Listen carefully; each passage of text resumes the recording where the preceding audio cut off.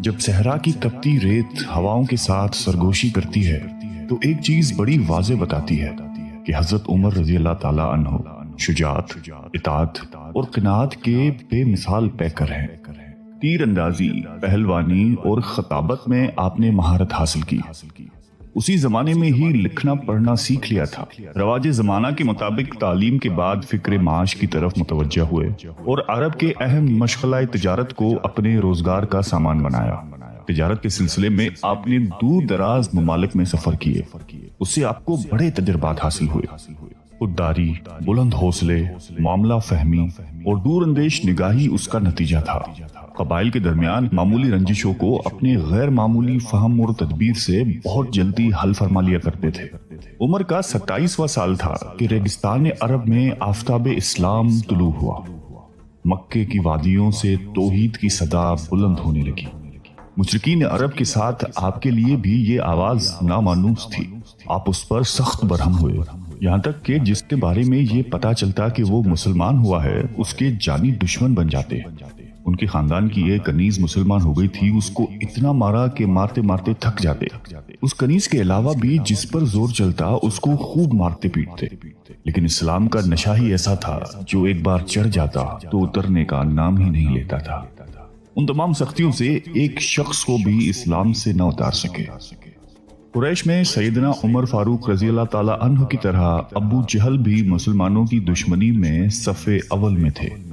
ایک دن نبی اکرم صلی اللہ علیہ وآلہ وسلم نے دعا فرمائی کہ اے اللہ، اسلام کو یا تو عمر بن خطاب یا ابو جہل کے ذریعے معزز کر دے۔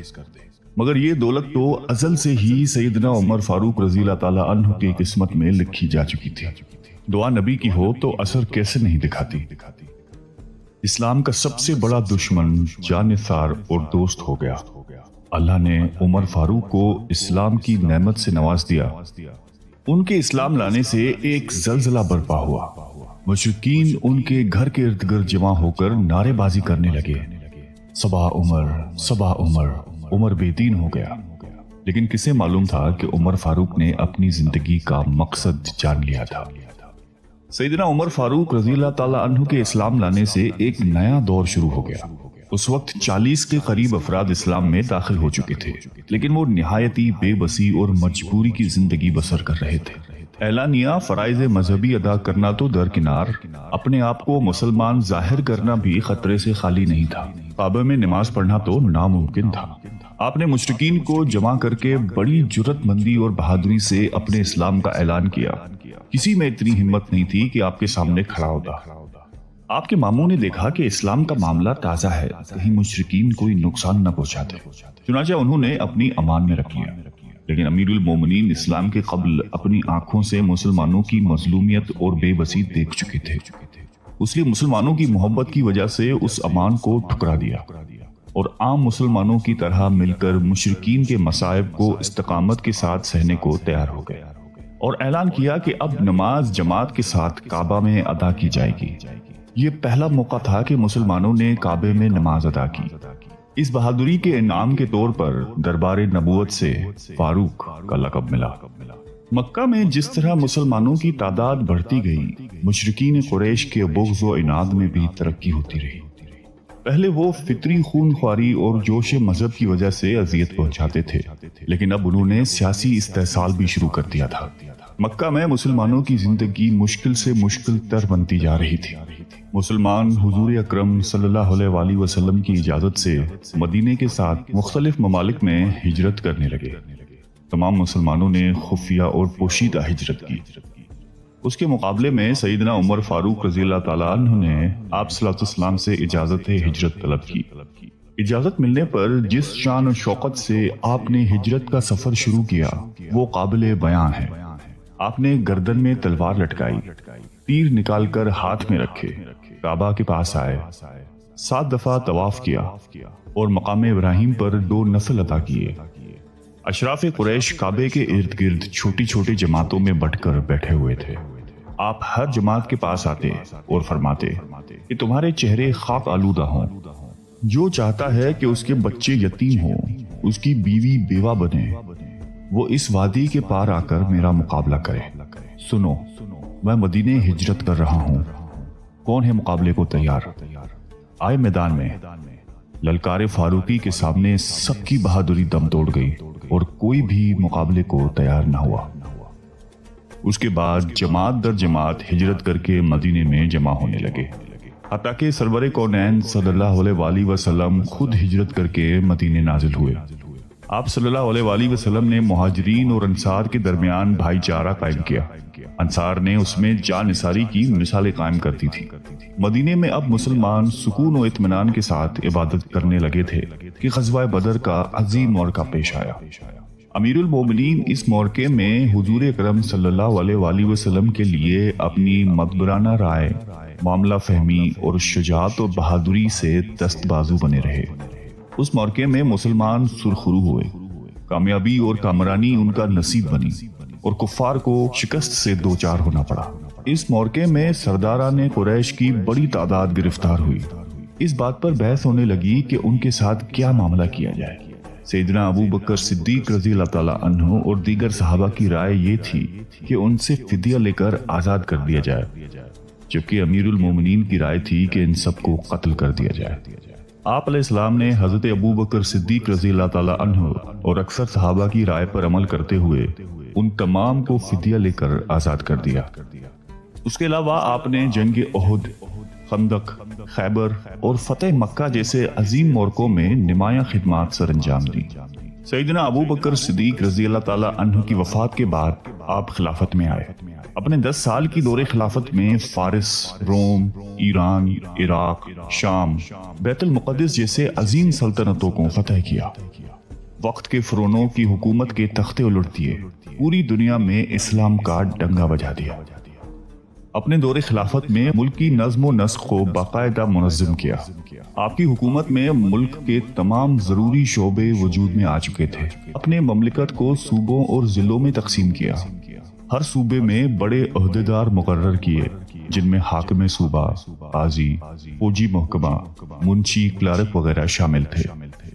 ملکی و قومی مسائل مجلس شوری میں پیش ہو کر طے پاتے تھے۔ آپ اپنے دور خلافت میں حکام اور حکومی ملازمین کی کڑی نگرانی کرتے تھے۔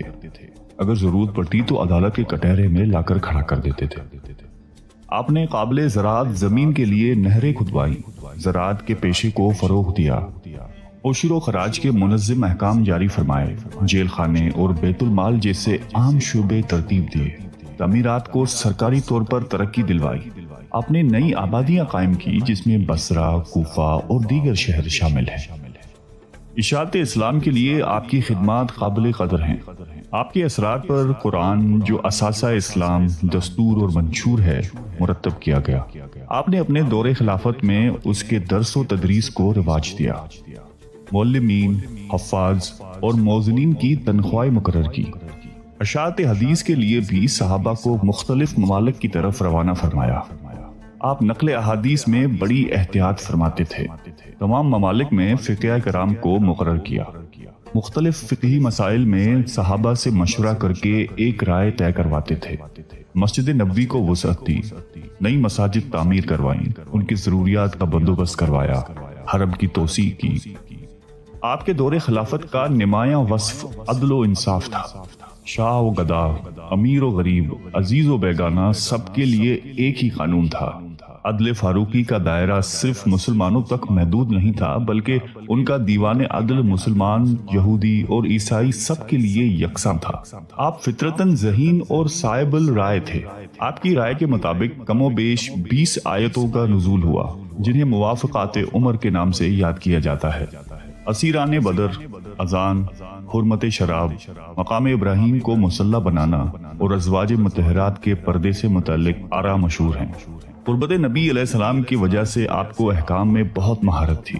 اس کے باوجود بھی کسی مسئلے میں الجھن ہوتی تو بلا پسو پیش صحابہ سے دریافت فرما لیتے۔ قرآن مجید کی تلاوت کرتے وقت مجتہدانہ انداز سے بڑا غور فرماتے تھے۔ اس کی بدولت قرآن مجید سے دلائل دینے میں بڑی مہارت تھی۔ آپ کے اخلاق و عادات دین محمدی کی عملی تصویر تھے۔ آپ کے آئینہ اخلاق میں خلوص، دنیا کی لذتوں سے اجتناب، حفظ لساں، حق پرستی، راست گوئی، تواضع اور سادگی کا عکس نمایاں نظر آتا تھا۔ جنت کا پروانہ ملنے کے باوجود آپ کا خوف خداوندی اور خشیت الہی قابل دید تھی۔ رات بھر عبادت، ذکر و اذکار میں مشغول رہتے، نماز میں عموماً ان آیات کی تلاوت فرماتے جس میں خدا کی عظمت و جلال کا بیان ہو۔ ان کی آیات کی وجہ سے آپ اس قدر روتے کہ ہچکی بن جاتی۔ سیدنا عمر فاروق رضی اللہ تعالیٰ عنہ کے دل میں حب رسول اور اتباع سنت رچی بسی ہوئی تھی۔ آپ جمال نبوت کے سچے شہدائی تھے۔ اس راہ میں جان و مال، آل و اولاد، عزیز و اقارب کی قربانی سے پیچھے نہیں ہٹتے تھے۔ زہد و قناعت کا پیکر تھے۔ دنیا کی طلب، حب جا و مال سے نفرت فرماتے تھے۔ آپ کی زندگی نہایت سادہ تھی۔ کھانے میں بغیر چھنے ہوئے آٹے کی معمولی روٹی اور روغن زیتون ہوتا تھا۔ خلافت ملنے کے بعد نہایت محتاط ہو گئے تھے۔ فقر فاقہ اور تنگ دستی سے زندگی بسر کر لیتے تھے۔ نہایتی متواضع شخصیت کے مالک تھے۔ خاکساری کا یہ عالم تھا کہ کاندھوں پر مشکیزہ رکھ کر بیوہ عورتوں کے لیے پانی بھر لاتے تھے۔ بازار سے ان کو سودا وغیرہ لا کے دیتے تھے۔ آپ کی زندگی رحم دلی سے بھرپور تھی، البتہ دینی معاملات میں سختی تھی۔ آپ اپنے بچوں اور ازواج سے نہایتی محبت کرتے تھے۔ فیروز نامی ایک پارسی غلام نے آپ سے اپنے آقا کے بھاری محصول کی شکایت کی۔ شکایت بے جان تھی، اس لیے آپ نے کوئی توجہ نہ کی۔ اس پر وہ آگ بگولا ہوئے اور صبح کی نماز میں خنجر لے کر اچانک حملہ کر دیا اور مسلسل 6 وار کیے۔ زخم ایسا کاری تھا کہ آپ اس سے جان بر نہ ہو سکے۔ آخری وقت میں اہم وصیتیں کی۔ 3 دن اس کشمکش میں رہ کر محرم کی پہلی تاریخ ہفتے کے دن 24 ہجری کو اسلام کا عظیم چراغ بجھ گیا اور اپنے محبوب آقا کے پہلو میں ہمیشہ کے لیے میٹھی نیند سو گیا۔ اللہ تعالی ہم سب کو قلب سلیم عطا فرمائے اور قرآن اور حدیث پہ چلنے کی توفیق عطا فرمائے۔ آمین۔